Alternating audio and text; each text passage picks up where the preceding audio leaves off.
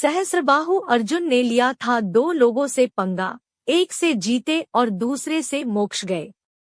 प्रतिवर्ष कार्तिक मास की शुक्ल पक्ष की सप्तमी तिथि को सहस्त्रबाहु जयंती मनाई जाती है। कार्तवीर्य अर्जुन के हयाधिपति सहस्रार्जुन, दशग्रीविजय, सुदर्शन चक्रावतार, सप्तद्रविपाधी, कृतवीर्य नंदन, राजेश्वर आदि कई नाम होने का वर्णन मिलता है। सहस्त्रबाहु अर्जुन ने अपने जीवन में यूं तो बहुतों से युद्ध लड़े, लेकिन उनमें दो लोग खास थे, पहले रावण और दूसरे परशुराम। सहस्त्रबाहु का परिचय। सहस्त्रार्जुन एक चंद्रवंशी राजा था। सहस्त्रबाहु का जन्म महाराज है की 10वीं पीढ़ी में माता पद्मिनी के गर्भ से हुआ था। उनका जन्म नाम एकवीर था। चंद्रवंश के महाराजा कृतवीर्य के पुत्र होने के कारण उन्हें कार्तवीर्य अर्जुन कहा जाता है।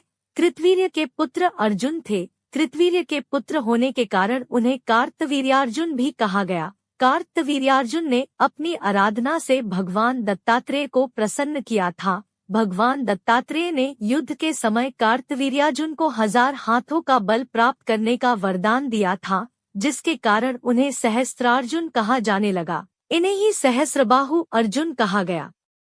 इन्हीं के पूर्वज थे महिष्मंत, जिन्होंने नर्मदा के किनारे महिष्मती, आधुनिक महेश्वर नामक नगर बसाया। इन्हीं के कुल में आगे चलकर दुर्दुम के उपरांत कनक के 4 पुत्रों में सबसे बड़े कृतवीर्य ने महिष्मती के सिंहासन को संभाला। भार्गववंशी ब्राह्मण इनके राज पुरोहित थे। भार्गव प्रमुख जमदग्नि परशुराम के पिता से कृतवीर्य के मधुर संबंध थे। भागवत पुराण में सहस्त्रबाहु महाराज की उत्पत्ति की जन्मकथा का वर्णन मिलता है।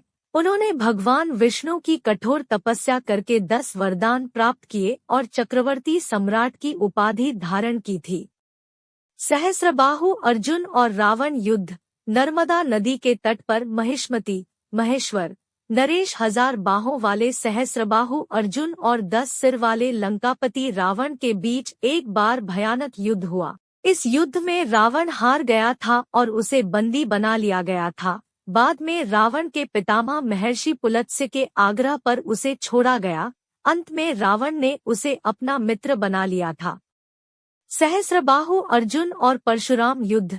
भृगुक्षेत्र के शोधकर्ता साहित्यकार शिवकुमार सिंह कौशिके के अनुसार परशुराम का जिन क्षत्रिय राजाओं से युद्ध हुआ उनमें से हयवंशी राजा सहस्त्रार्जुन इनके सगे मौसा थे, जिनके साथ इनके पिता जमदग्नि का इनकी माता रेणुका को लेकर विवाद हो गया था।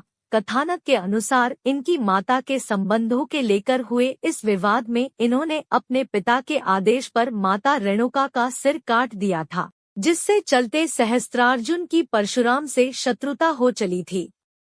एक दूसरी कथा के अनुसार ऋषि वशिष्ठ से शाप का भाजन बनने के कारण सहस्त्रार्जुन की मति मारी गई थी। तब सहस्त्रार्जुन ने परशुराम के पिता जमदग्नि के आश्रम में एक कपिला कामधेनु गाय को देखा और उसे पाने की लालसा से वह कामधेनु को बलपूर्वक आश्रम से ले गया।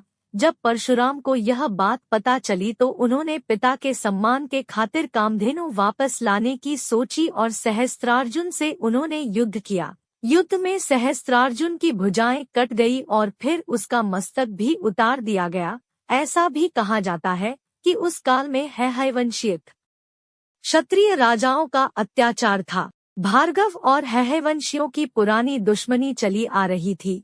हयवंशियों का राजा सहस्त्रबाहु अर्जुन भार्गव आश्रमों के ऋषियों को सताया करता था। एक समय सहस्त्रबाहु के पुत्रों ने जमदग्नि के आश्रम की कामधेनु गाय को लेने तथा परशुराम से बदला लेने की भावना से परशुराम के पिता का वध कर दिया। जब इस बात का परशुराम को पता चला तो क्रोधवश उन्होंने हयवंशीय क्षत्रियों की वंशबेल का विनाश करने की कसम खाई। इसी कसम के तहत उन्होंने इस वंश के लोगों से 36 बार युद्ध कर उनका समूल नाश कर दिया था। तभी से यह भ्रम फैल गया कि परशुराम ने धरती पर से 36 बार क्षत्रियों का नाश कर दिया था। दोस्तों, ऐसी ही और वीडियो के लिए चैनल को सब्सक्राइब करें।